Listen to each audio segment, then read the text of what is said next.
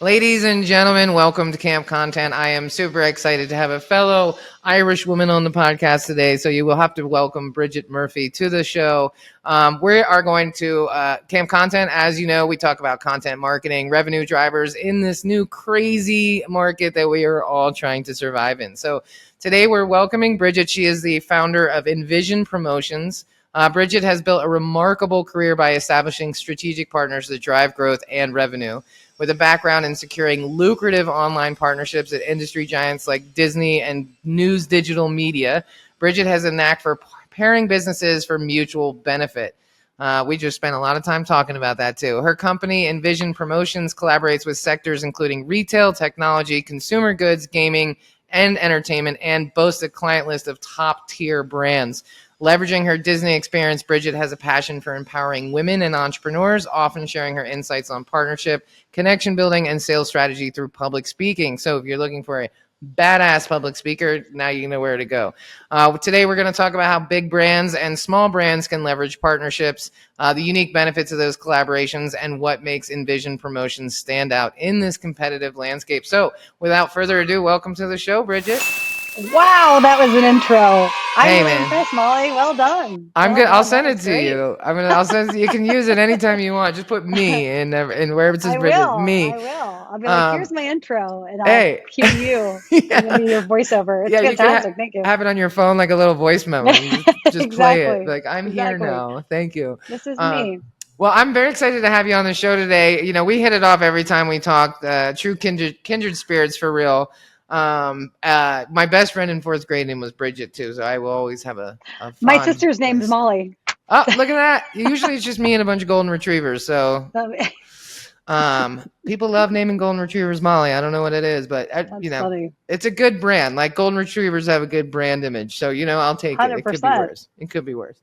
Well, I'm very excited to have you on the show today. We've only chatted a couple times, but we've always had great conversations, and I am all about the power of partnerships and collaboration and relationships. And so I think this will be a great episode to really talk about how you're leveraging those in your business and for your clients. So let's talk a little bit about Envision Promotions. Can you give me a company snapshot? Like, what do you do? How many employees? Is it just you? Where are you located? Where are your clients? All that good stuff. So to give you a little bit of snapshot of Envision, I'm going to just give you a little bit of a background, which is I started my career in New York City at Disney. And when I met the hottest guy in Manhattan, I moved back to Columbus, Ohio, because he got a job with a National Hockey League here. So I just brought a lot of my friends with me, and I started my own company called Envision Promotions. And now we've grown, and I have the greatest team. Most of them are virtual, but essentially we work with a lot of big entertainment partners, like you already mentioned, entertainment, retail, technology companies, games. We focus on a lot. And we have the coolest company. We bring brands together. It's like a dating service for large corporations and small businesses trying to get their consumer in front of other partners' consumers and generating really cool, unique content. That's what we That's a do. that's amazing. So that's really interesting. I love the dating site for a company. So that sounds like a really fun job because I'm a connector myself. So I like the idea of that. So are you working with some small businesses to like leverage those larger partnerships, or is it usually kind of contained? So it really depends. We started out where we primarily, Nickelodeon was our first client, and Nice. Nickelodeon was looking to align and find a partnership with McDonald's and how to explore this relationship. So we ended up we took Dora's content and applied McDonald's characters into a game and then making this game that they could then distribute. And that was sort of how we started partnerships. And we ended up moving along and working with some game companies that were smaller. They weren't as big as Nickelodeon. They didn't have that kind of brand recognition. Actually, one of our very first clients after Nickelodeon was a game company based out of Seattle, and they only had 18% brand recognition. They had great content. Like my kids played their games. I love their games. They were sold nationally through Starbucks stores. And they came to us and said, we're really struggling. We really need to be able to get in front of moms. And so once we figured out that the problem was is they needed to have moms try their games, we knew moms would buy their games. Right. So once we established that and created a strategy around it, we got them on Post cereal. We were the first agency to get Cranium Games on over 20 million boxes of Post cereal. We're the first agency to get a game company on every single brand at one time with Post. We got them with Burger King and Wendy's and all these huge national corporations. And then mom started, trying the game. Within 2 years, we raised their brand awareness from 18% to over 70. We Wow. helped them grow from 2 million to $44 million company.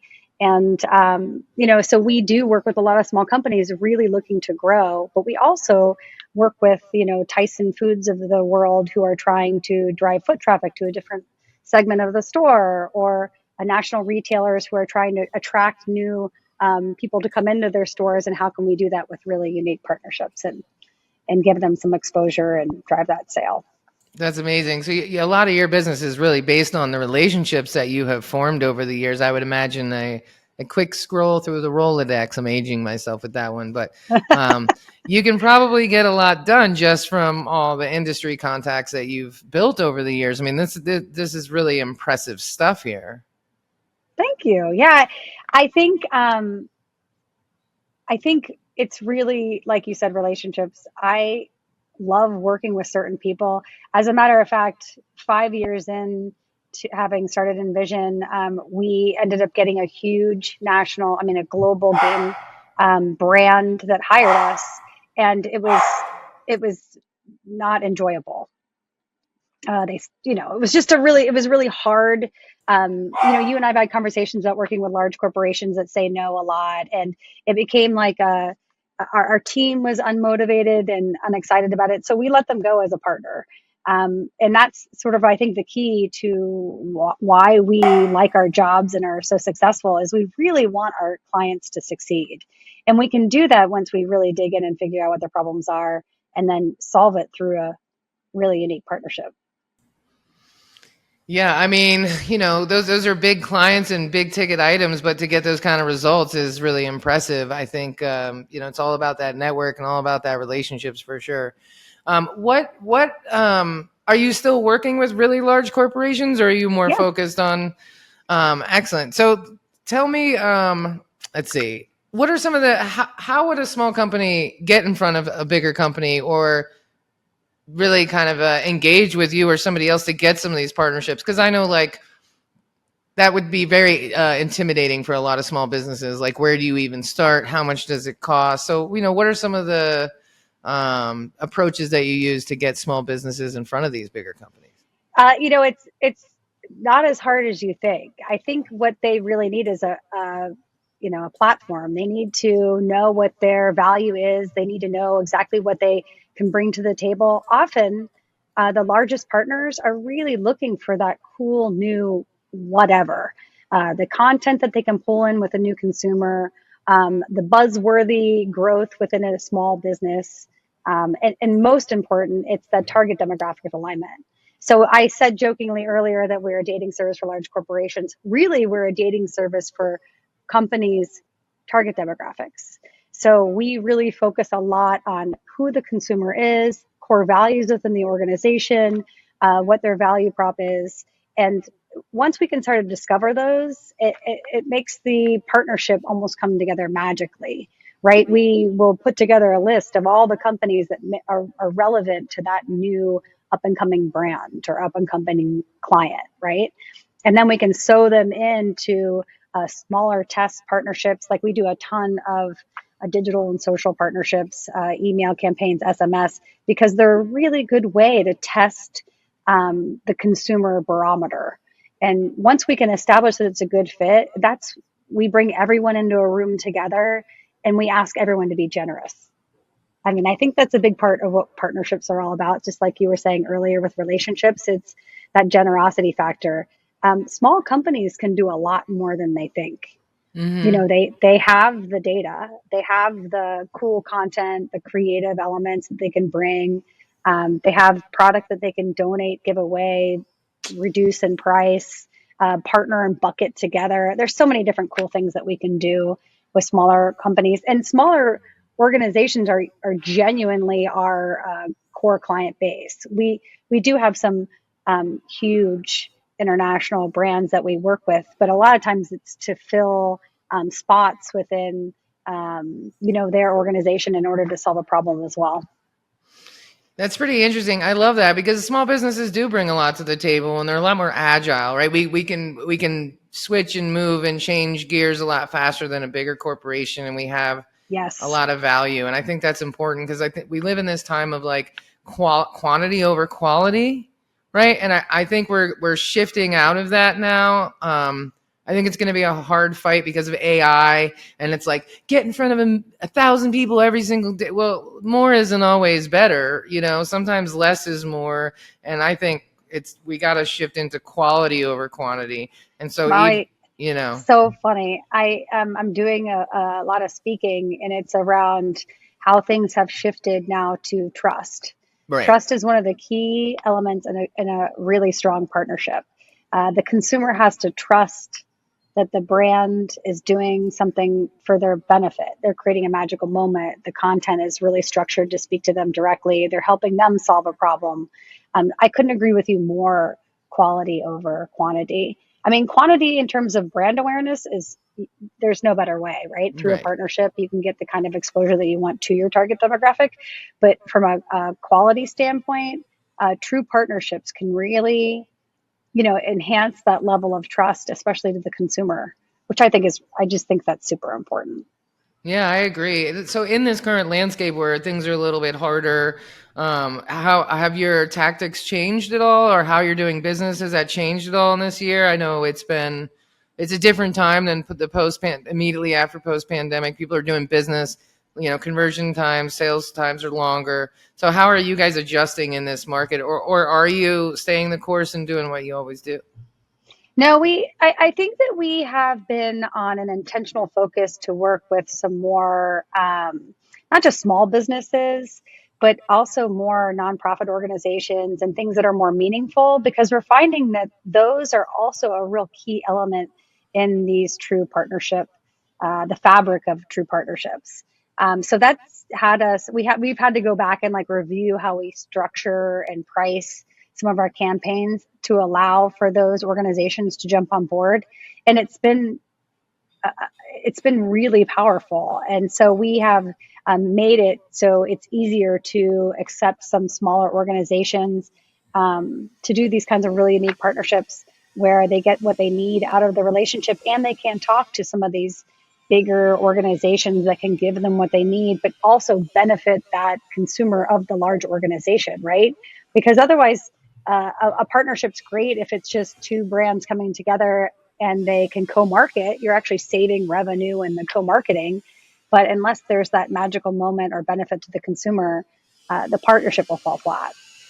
Yeah, I'm a big fan of like partnerships and collaborations. There's this bar in DC that had a pretty big front and this weird little corner in the left, and they partnered with a bagel shop because they're not open every day until 5 o'clock. And it was this weird little corner. Well, the bagel shop was like, you could eat in, but there was nobody going to help you. You could just sit at one of the bar tables of the closed section of the bar. But they were open from like 7 a.m. until 1 p.m. every day, and they would close and clean up. And then by the time the bar staff showed up at 5 p.m., it was just a counter over there with, nothing left. And I always thought, what a brilliant, simple collaboration. They both saved on rent. It was dead space. Now people getting bagels are learning about this dive bar, and the people, and the people in the dive bar are learning that, I can come back in the morning and get bagels for my hangover, and it's such a simple thing, but I just love that stuff. It's like, I think we have to work smarter, and like, that's just a win for everybody, an absolute win for everybody. And so I love this idea of like,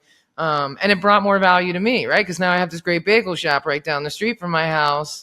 And it really, really works. So I like the idea of coming together and amplifying each other's mission to make it better for the consumer, because I think we've started to miss some of that, right? The metrics are all vanity metrics. Like I was reading the podcast news this morning, and Audacity or one of these big companies reported a $9 million loss since Apple changed their download policy.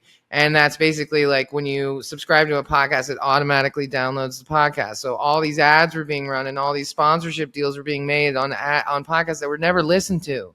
They were just downloaded on your phone. Well, they changed the thing, and now $9 million loss, $7 million loss this quarter. And I'm like, you guys were advertising on nothing. It was all Yes. fake. It was all bullshit. You didn't lose $9 million. You just got caught scamming $9 million. Like, perspective, like they're like, oh, $9 million loss. I'm like, no, you just proved that you scam people for $9 million the quarter before by putting ads on things that were never heard by anybody ever. And so this idea of more being more, right? It just isn't. And I think we're seeing that left. Or Spotify is like reporting losses. Well, yeah, because you guys played the volume game, and that's not where people are at. People want quality, and they want it, especially, I'm curious, like navigating this corporate space, because there's a lot of pushback with corporate, right? Like the prices are going up and the CEOs are reporting record profits while we're all paying $9 for a box of Frosted Flakes. So how are you navigating, some of that pushback? Because I would imagine some of these partnerships are probably really beneficial in helping to repair some of that. Yeah, I think with the larger corporations, it's that communication to their consumer in a valuable way. So either offering some kind of value so it reduces the cost of an $8 box or $9 box of Frosted Flakes, so that they feel the value when they're picking up that product, because right now everything's expensive, right? Everything. But just to go back for a second, I love the example of the bagel shop in the bar. We have really been trying to find ways to help small organizations that are too small, right? So right. Even if you're a small business, you have to have some presence nationally, or you have to have a game in all of the specialty stores across the country or something in order for us to work together. I mean, we work with retailers that are regional, but if it gets too regional, then you can't tap into that national market. So we really try and wrestle with that a lot. But with the smaller companies, there's so much you can do through partnerships. And the bagel store is a great example. I love but it. the free webinars, doing podcasts together, co-branding. I mean, if you can find an organization that is similar with the target consumer, there is so much you can do in terms of cross promotion, and you're saving money. You're capitalizing on both of your audiences. You're both marketing. It's so, I believe in partnerships across the board, from a marketing perspective, but also just to feel like you're not so alone, right? Small businesses struggle to try and get their word out. And if you can find partners that resonate with your consumer, oh my gosh, not only are you expanding your audience, but you're also you're helping each other out. So you're not in it alone, you're doing it together. I think that also is just a really key component of looking at partnerships from a different way. It makes a big difference. And, like in the mindset of the business owner, like that validation is good. It's like when somebody super swipes you on Tinder or whatever, right? You're like, yeah, that person really likes me. But it's true. Like it helps to not feel alone and feel validated, right? And especially in business, your friends and family will understand the least. Like my brother was like, so you have a podcast? I was like, no, man. I mean, I do, but no, that's not what I do. I'm not a podcaster. I produce podcasts. Yeah, it's like, I'm not whatever, a celebrity. Yeah. I'm trying to help other people. Exactly. Yeah, it's like whatever, man. It's cool. And then people on the internet who are strangers know more about what I do for my business than the people closest to you. So getting that validation from another bigger company can really help a small business owner mentally to give them the fortitude to keep going, because like you said, they're not alone. And then it's validation. Hey, this other company it's driving business to align with me, and it's driving business, and that that breeds more opportunity, more bigger thinking, and bigger opportunities, or just thinking a little differently about your business. It could be life changing. 100%. Yes. Life changing. All right, so let's do a couple speed round questions just to keep it fun, and because I know we got 9 minutes. All right, so Disney or Fox, which experience was more influential in shaping your approach to partnerships? Done. All right. I mean, I was telling you before we jumped on and started recording, I worked at Disney, and it was just such an incredible group of brilliant people, and I'm still close friends. I mean, really close friends with the the folks that I work there, and we still connect. Like I'm still talking to people. I had a call yesterday with a woman who works at an agency, and we were like, "Oh my gosh, we worked together on this, that." It's just I cherish that experience that I had at Disney, and they allow you to do crazy cool collaborations and crazy cool partnerships. That's awesome. They So got enough yeah, money to do it, I guess. Do you know Sheila Butler? no, I don't. I'll introduce it. She was the whole Disney Rewards. She was the one who Oh came up with wow, that. Yeah, she's awesome. She's super. yes, She's one of us. She'll be on one of yes, those calls for sure. You'll love her. She's love it. amazing. Awesome, But that thank it go, you. perfect example. Hmm. Another Disney person who was with them for a long time and partnerships and all that. So right up your alley. Love it. What was let's see what prompt no that's a boring question. Reflecting on your tenure at Disney and news digital media, how has that shaped your philosophy towards partnerships with Envision? How has that shaped my philosophy? I think we can talk about how successful partnerships are for an organization. I think just Mm, seeing it on that level, and then securing partners can. I mean, just the caliber of exposure and the caliber of revenue that you can generate. I will say this though, for the love I have for Disney, I have so many clients that come to us and say, "Oh, we really just want to work with Disney," and I'm like, "No, you don't," because if you're going to do a true partnership, Disney is they have the biggest footprint of how many entertainment companies and how many toy companies in the world, right? So they don't need to be as generous. So they're great for like a partner when it's a prize or you're trying to drive them to win something. But in terms of like generosity and partnerships, they own the brand, man. They're it's like arm wrestling to yeah. secure large scale partners. I can't say enough about them. The house always wins, right? And as it should. So Yes, um as you it know should, especially when you're doing it right. Well, and I love what you said, because when you see something work or you do something like Alex Hormozy, love him or hate him, whatever, but he said something a couple weeks ago about like it's not confidence if you've done it enough times and you've seen the results. So you're not confident about your product. You're like, I know it works. Like this isn't confidence. This isn't a feeling. This is math. I did it 10 times. I got these 9 results, so I can say that this is what's going to happen for you. And so I think having an experience where you can see it really working and you're like, okay, I know it's possible. I've seen it done. I know it's possible. I've seen the results. So we can do the same thing for you. And I think that really transfers a lot when you're talking to people, because it's like, listen, I'm not selling you an idea. I'm selling you a formula. Love that. I'm going to steal that. I'm not selling you an idea. I'm selling you a formula. But it's true. I mean, if you take these specific steps and we understand who your target demographic is and we're aligning you with the right consumer brand that speaks to your target demographic as well as your core values, and you're creating a message that resonates with that consumer, it's a win-win. And you It, know it, it and you know it'll work. It's like, as long as you do what you're supposed to, if you put butter and flour and sugar in a pan and then put it in the oven, it's going to turn into a cake. You know what I mean? Hopefully, if as long as you put well, all maybe if the you do it. yeah. Don't let me do that. Don't forget the baking powder or soda. That's very, very important. But yeah, I mean, I think that goes a long way, and it really helps you sell, because you're very, confident and secure in what you're offering because you know that it works. So that having that big company experience, really helps kind of pave the way as an entrepreneur. Okay, name one emerging trend in partnership marketing that you're excited about in 2024. Oh my God, an emerging trend. Um, a lot more of it's experiential. So Hmm.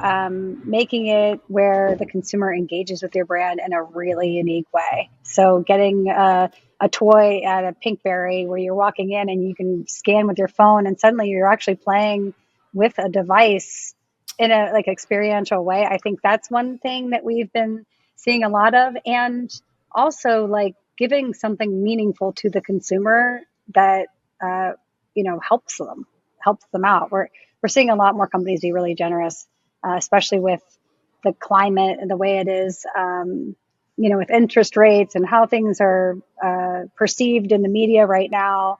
I think that kindness, I mean, that's a horrible example, but we really believe that. Like there's this underground movement of partnerships that can be really beneficial to specific people. And if you can find that link, that's the way to go. I love it. Listen, I think we got to lean in on kindness. I'm nervous about what's going to happen with the elections because I think no matter what, half the country is going to be really upset. So I'm all for leaning in on kindness. Bring it. Let's all come together. Let's all help each other out. Yeah, right? let's stop listening to the media and let's get back to people and let's get curious about one another and not try to change people's opinions and lean into kindness. I'm not a big woo-woo person, but like we gotta lean all the way into kindness because we got some problems. I'm with you, man. I'm with you. Like, how can I help you? I would love to be able to help, and yeah, I think leaning into kindness is. Thank you. I 100% agree. We can make money and still be kind. We can make money and still do a really good job and not be mean. Yeah. Exactly. So, all right. On this note, we were going to have all your links and everything below, but if people want to connect with you and explore some of these partnership ideas and opportunities, what's the best way for them to get a hold of you?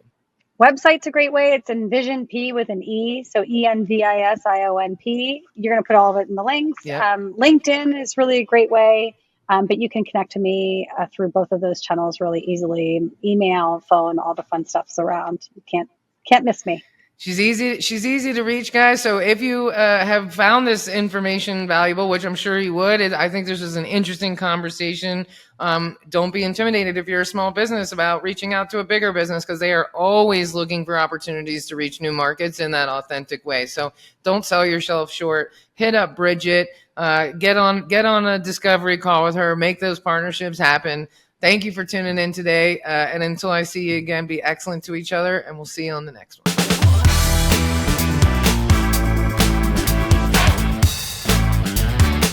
All right. Thank you so much for tuning in to another episode of Camp Content. This is Molly. And this is Matt. And we are Heartcast Media, a.k.a. Camp Content, and we appreciate all of your support. If you found this content valuable, please comment on social media, LinkedIn, wherever you find us, and we will make sure to comment back. And be sure to go on and subscribe and like on your favorite platforms, Spotify, iTunes, YouTube, you name it. Leave us that subscription. Leave us that good review. We'll love you forever. So until next time, be excellent to each other, and we'll see you next week. Produced by Heartcast Media.